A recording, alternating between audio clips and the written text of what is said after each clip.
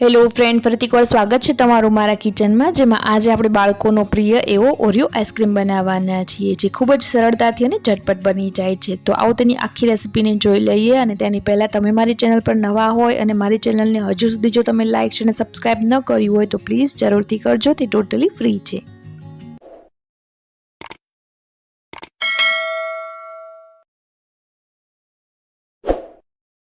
તો સૌથી પહેલાં તો આપણે આઈસ્ક્રીમ બનાવવા માટે ઓરિયો બિસ્કિટની જરૂર પડવાની છે। તો અત્યારે મેં 3 પેકેટ જેટલા ચોકલેટ ફ્લેવરના ઓરિયો બિસ્કિટ લીધેલા છે। જો તમે ઈચ્છો તો જે નોર્મલ ફ્લેવરમાં આવે છે ઓરિયો બિસ્કિટ તે પણ તમે લઈ શકો છો તમારી અનુકૂળતા પ્રમાણે। હવે આ બિસ્કિટને આપણે ભૂકો કરી લેવાનો છે। તો અત્યારે આ બધા જ બિસ્કિટને મેં આ રીતે એક ઝીપલોક બેગમાં લઈ લીધેલા છે અને હવે આપણે તેનો હાથ એટલે કે દસ્તા કે કોઈ વજનવાળી વસ્તુઓની મદદથી આપણે તેનો ભૂકો કરી લેશું આ રીતે।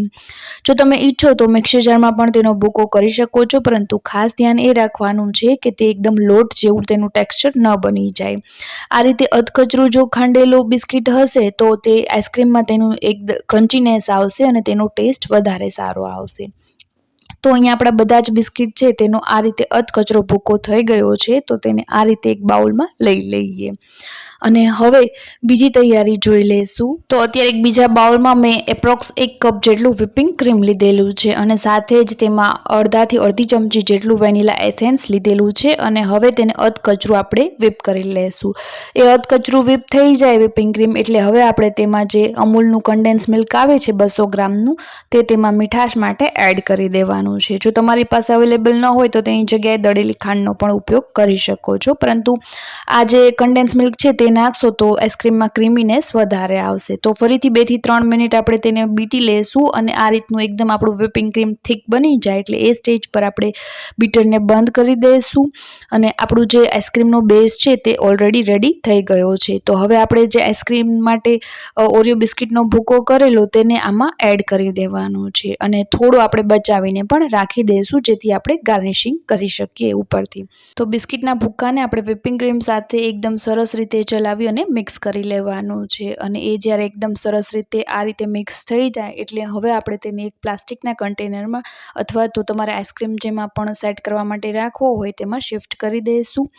તો અહીંયા હું એક પ્લાસ્ટિકનું એરટાઇટ કન્ટેનર લઉં છું અને હવે બધો જ જે આઈસ્ક્રીમનો બેઝ છે તેને તેમાં લઈ અને તેને ઇક્વલી આપણે સ્પ્રેડ કરી લઈશું આ રીતે અને સાથે જ હવે છેલ્લે આપણે જે ઓરિયો આઈસ્ક્રીમનો બિસ્કિટનો ભૂકો બચાવીને રાખેલો તેને ગાર્નિશિંગ માટે આ રીતે ઉપરથી ભભરાવી દઈશું અને હવે ફ્રીઝરમાં 7 થી 8 કલાક અથવા તો એક આખી રાત માટે સેટ કરવા માટે રાખી દઈએ।